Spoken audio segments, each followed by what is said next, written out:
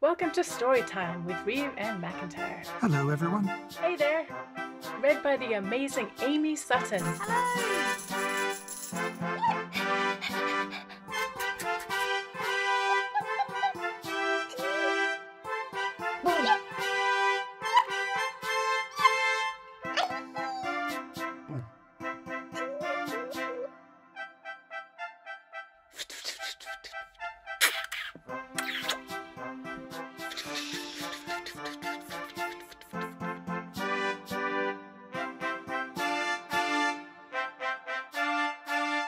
Thatch the Moon.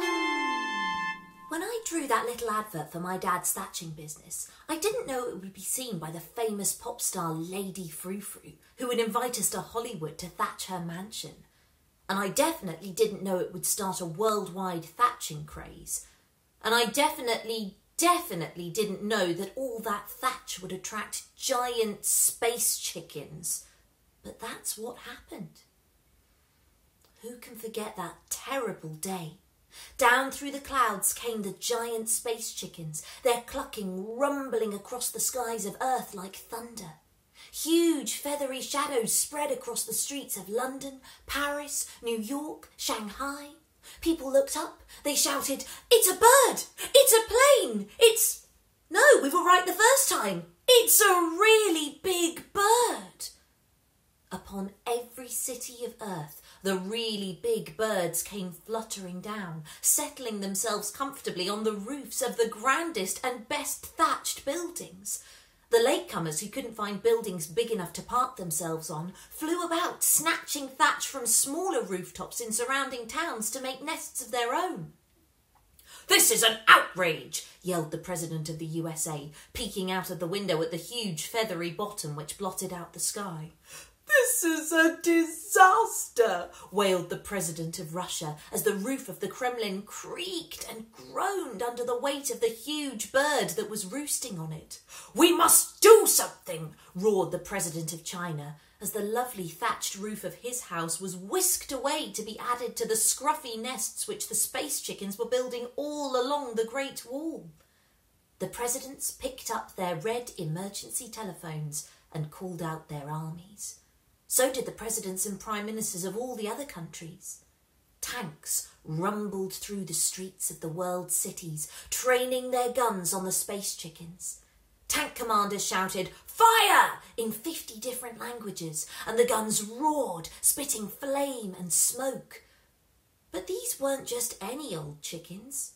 These were giant space chickens. Their feathers were tough enough to protect them against solar rays and passing asteroids. They clucked in surprise as the guns roared and the shells exploded, but when the smoke cleared, they were still sitting contentedly on their nests.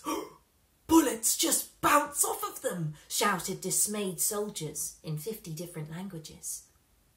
It was a pity that all the armies of the world had decided to have their tanks thatched. It had seemed like a good way of camouflaging them at the time, but it just made them more appealing to the giant space chickens. The soldiers only just had time to scramble out as the chickens reached down and snatched the thatched tanks up to add to their nests.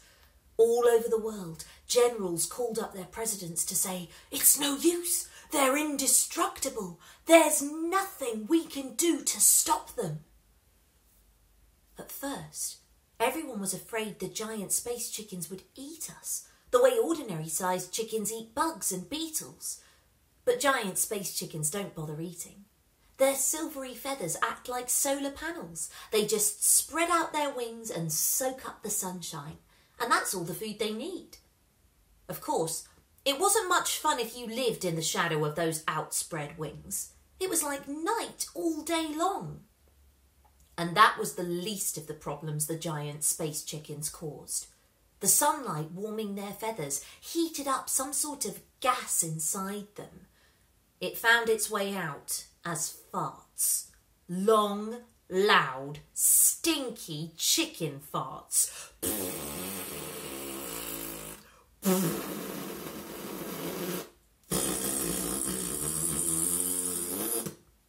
If you'd closed your eyes eyes and just use your ears, you would have thought the world had been invaded by a flock of giant trombones. If you'd closed your eyes and stuck your fingers in your ears and just used your nose, you would have thought we'd been attacked by giant rotten eggs. The farting was how the giant space chickens rocketed through space, and I suppose in space it wouldn't have been too much of a problem. But on Earth, it didn't half pong. We could hardly breathe because of the smell.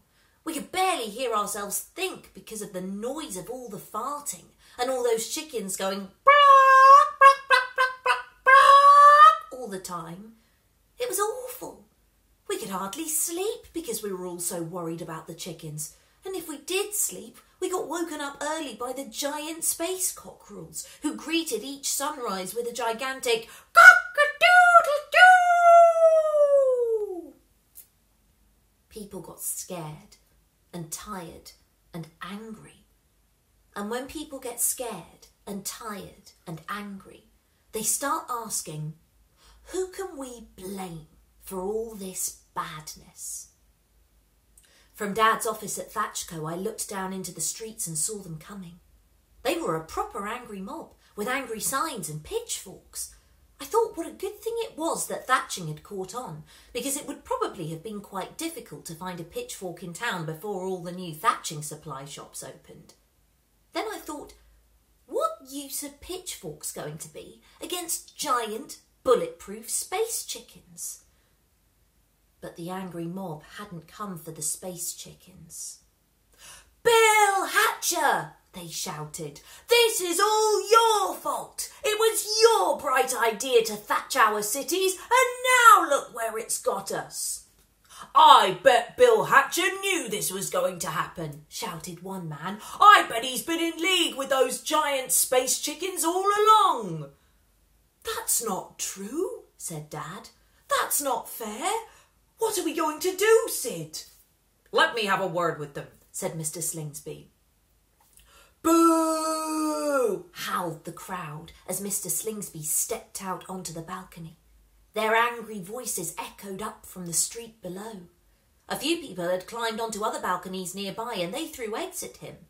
Just ordinary-sized chickens' eggs, but they still made a mess of his clothes. "Ladies and gentlemen," shouted Mr. Slingsby, "boys and girls, fellow citizens, I'd just like to say this thatching business was all Bill Hatcher's idea. It was nothing to do with me." "Boo!" shouted the angry mob, so loudly that the chickens roosting on the rooftops round about opened their beady eyes and added their own clucks and squawks to the din. More eggs hit poor Mr. Slingsby and smashed against the windows, and a few even found their way inside as he scurried back in. "What are we going to do?" he whimpered, standing there all eggy and dripping like an undercooked omelette. "They'll murder us. They'll marmalise us. Why did you have to lure those giant space chickens here, Hatcher? You should have known this would happen." "But it was you who said I had to take my thatching to the next level," Dad complained. "I'd have been quite happy thatching ordinary-sized roofs for ordinary-sized buildings. Then the space chickens would never have noticed Earth." "We've got to get out of here," I said. And it was true. While they had been arguing about whose fault it was, the angry mob had burst into the building. The phone rang and I picked it up. The receptionist's voice said, "There's an angry mob here to see Mr. Hatcher." "Tell them they'll have to wait," I shouted and slammed the phone down. But I knew the receptionist wouldn't be able to keep them waiting for long. Angry mobs hate waiting. "Come on," I shouted and grabbed Dad's hand. Mr. Slingsby came scampering after us as I hurried him out of the office and along a corridor. We could hear the voices of the angry mob rumbling up the stairwell. At the end of the corridor was a hatch in the wall. Dad and Mr. Slingsby had been too busy to notice it before, but I had, while Dad was in important meetings and I was wandering around being bored. I'd noticed the little sign beside it, which said laundry chute. The idea was that Dad dropped his dirty washing into it and it slid all the way down to the laundry in the basement, where the Thatchco Thatcher's thatching overalls were washed. In we went.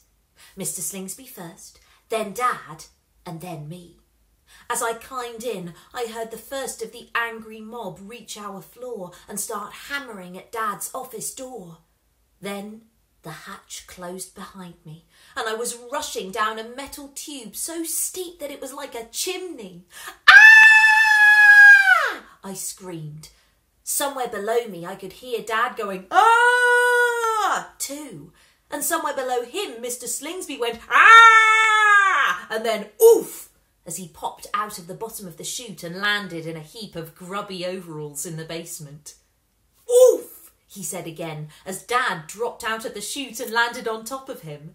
Then he went, oof! For a third time, as Dad got off him and I landed on him. Ow! He added angrily. Can't you watch where you're going, kid?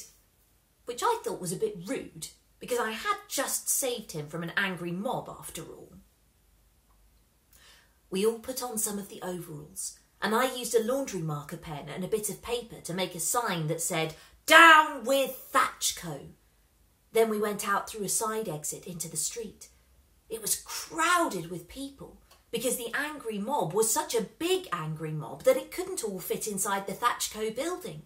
The front end of it was already upstairs, smashing up Dad's office, but the middle part was still climbing the stairs or queuing for the lifts, and the back end was outside on the pavement, looking up at the windows and cheering every time someone threw one of Dad's office chairs or pot plants out through the glass. Some of the mob looked round as we slunk out of that side exit, but they saw my Down with Thatch Co. sign and thought we were on their side. So nobody tried to stop us as we hurried off through the streets smelling of chicken farts and covered in clods of fallen thatch, all the way home to our own snug little cottage. We can't stay here, complained Mr. Slingsby. They'll come looking for you as soon as they work out you're not a Thatch Co. Nobody's asking you to stay, Sid, said Dad. But I'm tired of running. If they find me, so what? Maybe they're right. Maybe it is all my fault. He sat down and turned on the TV, but it was just more news about the giant space chickens. There were reports of worldwide protests against Bill Hatcher, the most unpopular man on Earth. So Dad turned the TV off and moved it aside and watched my chalk drawing of a TV, which was still on the wall behind it. And Mr. Slingsby, who didn't seem to have anywhere else to go, sat and watched it with him. I went sadly upstairs to my own bedroom. I looked out of the window at the tall buildings where the adverts used to shine. I couldn't see the adverts now. A giant space chicken had built its scruffy nest on the tallest building, and bits of thatch hid the adverts. I called that giant space chicken Henrietta, and I thought she was a lot more interesting to look at than the adverts had been. I thought how, if Henrietta had been the only giant space chicken, people would have come from all over the world to look at her and be amazed at how giant and chickeny she was. I wished I'd never written that sign and left it where Lady Frou-Frou could see it. Then none of this would ever have happened. Dad and me might still be poor, but at least we wouldn't have giant space chickens and an angry mob to worry about. It made me sad, thinking about what would become of us. It made me sad thinking about Lady Frou-Frou too, because we'd had fun together. She was a bit thoughtless and she wore really silly hats, but I still really missed her. And then the moon rose above the giant chicken nests, and suddenly I had an idea. It was a good idea. It was probably the best idea I'd had since I had the idea about writing the advert for Dad's thatching business on the chalkboard. But I knew it wasn't the sort of thing that me and Dad could do on our own. We would need help. I rummaged in my new chest of drawers and found the phone that Lady Frou-Frou had given me. Her number was still in the addresses bit. I called it, and after a moment she answered. "Lily," she said, "is that you? Oh, it's terrible, Lily. There's a great big chicken sat on top of my house. It's the same all over Hollywood. And you know those big white letters on the hill that spell out Hollywood? Well, the chickens tried nesting on those and they've knocked 6 of them over. So now they just spell out Lou. And that's what this place is like, Lily. One big toilet, stinking of chicken farts." "It's the same all over the place," I said. "People are blaming my dad." "Blaming Bill?" said Lady Frou-Frou. "That's not fair. How was he to know there were giant space chickens? Nobody knew there were giant space chickens. Why, I bet if you'd gone to the cleverest scientists in the world a few weeks ago and asked them about giant space chickens, they'd have laughed in your face." "I know," I said, "and I want to do something about it." "But what can you do?" said Lady Frou-Frou. "The Japanese government built a 500-foot scarecrow to try and scare the chickens away from Tokyo. But these chickens have never seen a scarecrow before. The dumb clucks don't know they're supposed to be scared." "I don't think we should be trying to scare them," I said. "I don't think there is much that would scare a giant space chicken. They came here because they saw all the thatch and thought it would make good nests. So what if there was somewhere that had even more thatch and even better nests? That's what we've got to do," I said. "We've got to make these giant space chickens an even nicer home so that they'll flap off and leave Earth in peace." "But how are you going to do that?" "Well," I said, "it's not going to be easy. In fact, it's probably going to be the biggest thatching job ever. That's why I'm calling you. Do you remember your text when you said you'd do anything to make it up to me?" "Of course," said Lady Frou-Frou. "What do you want me to do? Shall I send money? Organise a benefit concert? Just name it." "We need to borrow your spaceship," I said. "My spaceship?" asked Lady Frou-Frou. "What are you planning, Lily?" I took a deep breath. Then I said, "We're going to Thatch the Moon." Thatch the Moon by Philip Reeve and Sarah McIntyre. Read by Amy Sutton. Music by Sarah Reeve. Find more Reeve and McIntyre books and fun activities at jabberworks.co.uk. Stay tuned for the next episode of Thatch the Moon.